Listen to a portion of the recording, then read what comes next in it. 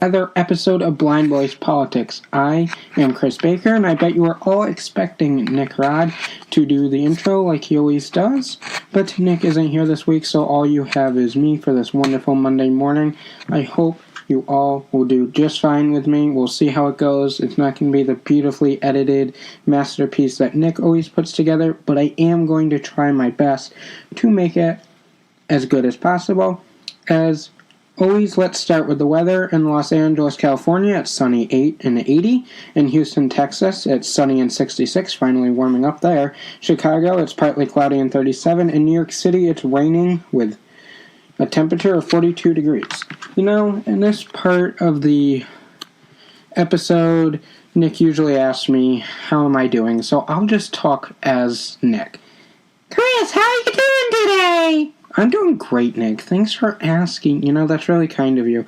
I've had a nice weekend, nice and relaxing. Got a lot of things done that needed to get done. I'm sure as many of you know, I'm getting a puppy, so we're finally getting to take her home next weekend, so we got a bunch of stuff for her, kind of puppy-proof the house, got the dog food, collars, leashes, all that kind of things.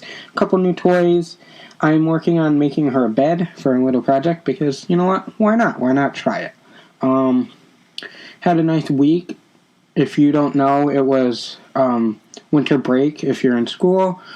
So that week was kind of crazy, busy week. Worked a couple days. Me and Nick were working on a few projects. But other than that, I just had a really nice, relaxing weekend, even though it doesn't sound that relaxing. And you know, without Nick here, it feels like I'm just rambling on and on. So Nick, how was your weekend? Oh yeah, right. That's right. Nick's not here. I can imagine Nick is not having the greatest weekend, but I mean, it's still the weekend, so you can't really complain about that, right? I mean, I don't know. So that's enough of me just rambling on here. Let's get into some news. To start off, there was some immigration news. Like many presidents before him, President Biden and Democrats have unveiled their immigration policy. It's called the U.S. Citizenship Act of 2021. It includes lots of things like an 8-year pathway to citizenship for 11 million people living in the U.S. without legal status, but you must have arrived before January 1st, 2021.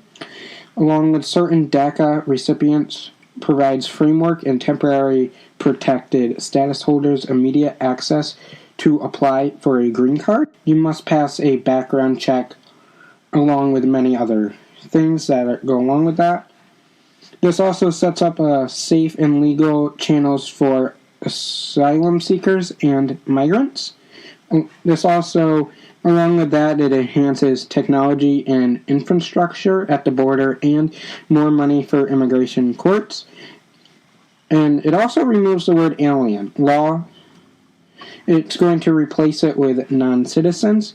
It also increases diversity visas from 55,000 to 80,000. This bill was introduced to the House Thursday afternoon. There's a reason why we haven't had a major legislation since President Reagan back in 1986. It's complicated. It truly is. And lawmakers are bitterly divided on how to fix our immigration system. So it's complicated, bitterly divided, and this type of bill typically needs 60 votes for it to pass the Senate. But right now, at the time of recording, the numbers simply aren't there. Moving into the biggest topic on everyone's mind nowadays, that is stimulus. We've talked a lot about stimulus here. I know you were hearing a lot of stimulus news, package deals, this, that, what's in it, what's out, what made it, what's now in there. I know. But calm down. Remember back to the colored pencil theory that I created? The budget committees was responsible for putting all the different pieces of legislation together. Well, the budget committees Friday released their $1.9 trillion stimulus package. As me and Nick have been saying for a very long time, this all could change once it hits the Senate. Nothing right now is set in stone, but what is in it right now is there's $1,400 stimulus checks to qualifying taxpayers, $1,400 dependents, including adult dependents this time. An income gap is reduced to fewer people will qualify. $75,000 if you're single. You can't earn more than that, and couples making less than $150,000. Mixed status households also qualify. Along with that, the next thing, it extends pandemic unemployment assistance through August 29th, 2021. Federal extra unemployment boost of $400 a week. Next thing that is in the bill is for housing and homeowners struggling to pay their mortgage. Next, $19.1 billion for rental assistance. Another thing that is added to this stimulus is it expands the child tax credit to $3,600 to parents with children under the age of 6 and $3,000 for parents that have children under the age of 18. Another thing that's included is $880 billion for WIC programs, SNAP programs, 15% increase in the food stamp benefits through September. Also expands pandemic EBT through the summer. Next, nearly $88 billion for vaccine distribution, testing, research, public outreach, and hiring of public health workers. Along with that, $350 billion to state and local governments, tribes, and territories for pandemic response. Next, nearly $50 billion for small businesses, like the EIDL loans, grants, and PPP loans.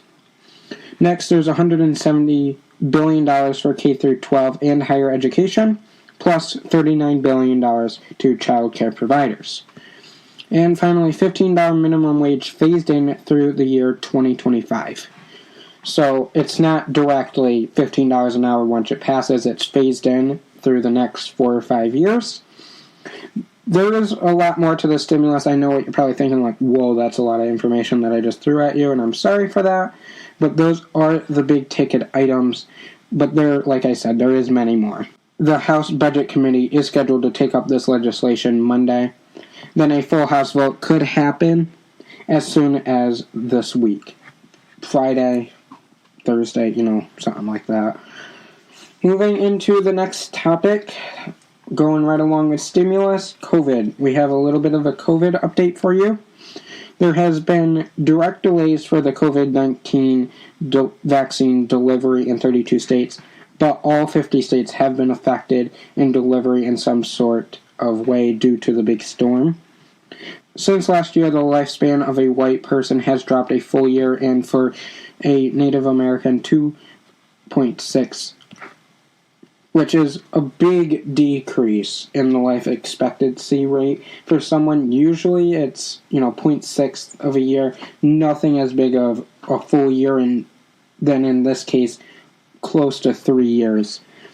Pfizer has announced their vaccine can be stored in normal freezers, and also 1 dose of their vaccine is 85% effective. New COVID cases are dropping again all across the board, from new positive cases, new hospitalizations, and deaths. 5.3% of the population is fully vaccinated, and 12.9% of the vaccine have received at least 1 dose. Now, moving into a big topic in last week's news that kind of dominated the news cycle for the week. It was Texas, the big Texas storm that went from Texas even reaching up to New York. Specifically looking at Texas, on day 4, 3 million people were still without power. Some people did not get power until Saturday evening. People were using gas grills in the house to stay warm, along with some were running their car in the garage to get heat. 300 people were admitted to the hospital for carbon monoxide poisoning. 44 people have died, and 14 million people do not have drinkable water at this time. President Biden declared a major disaster for most of Texas, ordered federal assistance for recovery efforts. Since I don't have Nick here this week, this episode's kind of going to be shorter, as I'm sure you can already tell, and the amount of information that I'm being able to provide in the topics are lowered, so we will have more information about what that means of President Biden declaring a major disaster, what that means, what that entails Friday. But I just had to kind of throw that in there for now, but there will be more information Friday because I have to do the editing, and I'm doing Nick's part as well, so I'm kind of having to lower it a little bit on what we can cover, but I'm covering the major events. With that being said, 35 cops are being put under investigation after the January 6th attack on the Capitol. 6 of the 35 were suspended without pay, and 6 more Oath Keepers were arrested Friday out of the total 9 that were arrested in relation to the attacks on the Capitol. There is more arrests being made every day. Sometimes it seems like there's being arrests related to the Capitol attack every hour. Any major events, we will update you as they continue to come. The very first press briefing Lloyd Austin held in the briefing room of the Pentagon happened Thursday. This is the first press briefing from an acting defense secretary in 8 months. He addressed many things, including a distressed Marine being sexually assaulted and talking about suicide. He commented after watching the video he found it deeply immoral. He also addressed 2/3 of the military don't want to be vaccinated against COVID-19.